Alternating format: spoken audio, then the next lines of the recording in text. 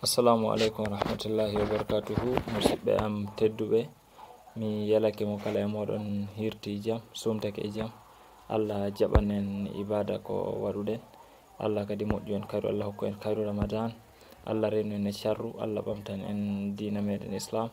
Allah kadi wallu en e kala golle ko ardino en. Allah wawnu en ko en mbawanta ko emen. Awa e jonɗo wono no giɗon, e ɗo kadi woni komin gaɗi e ɗo Nigeria fi wallugo heddiɓe.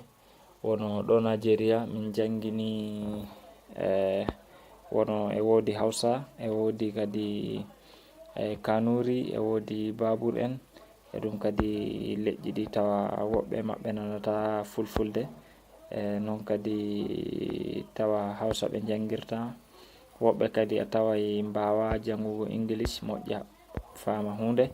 E non kadi wono lesɗe heddiɗe wono Niger, a tawai hamɓe kadi ko français ɓe ɓuri jogorago. A tawai kadi hamɓe ɓe mbawata jangugo English. E ɗum kadi nde laati Nigeria e won ballal ngal wawata wallugo heddiɗiraɓe muɗum. E ɗum min gaɗi jonɗo a wawi suɓugo ɗemgal ngal falaɗa. Ɗo kadi ko ɗemɗe ɗe jonɗo fanje en cuɓen Hausa. Daren no nokku o waylitirta yara e Hausa. Jonɗo e dow yowa jonɗo wayli kadi yari Hausa. Jonɗo na on giɗo kadi karanta jonɗo to udditi tan tawa kadi jonɗo udditi e Hausa. Ay ɗo wi atlam awa jafe seeɗa dow uddutugo awa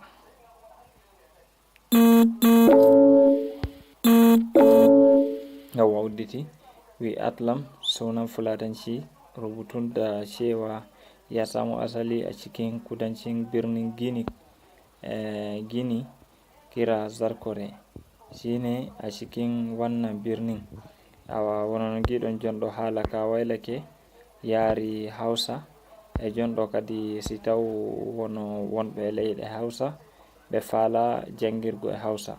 Wono jonɗo kadi to won musidɓe woɓɓe tawa ɓe wono Murtani, ɓe fala hamɓe kadi tawa ɓe giri ɗum e Arabic.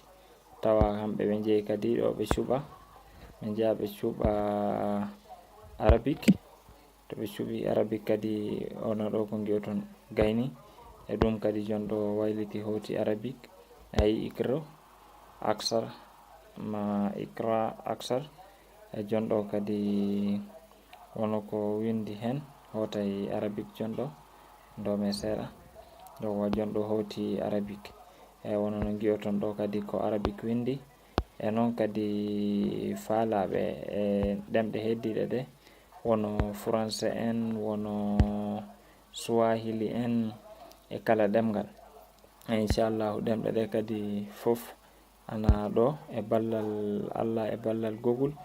Awa ɗum kadi inchallahu fi wallutugo tawa musidɓe hewɓe mbawi naftorago ɗum janga ko fala e komin bindi hen e komin paala famtingo leñol. Awa on jarama, on calminama, on beltanama. Ko min musidɗo moɗon Aliyu Umar Guire. Mi hiwriki onon fof moɗon, mi yelanake on kadi kayruji duniya e lahira. Mbalen jam. Assalamu alaikum warahmatullah.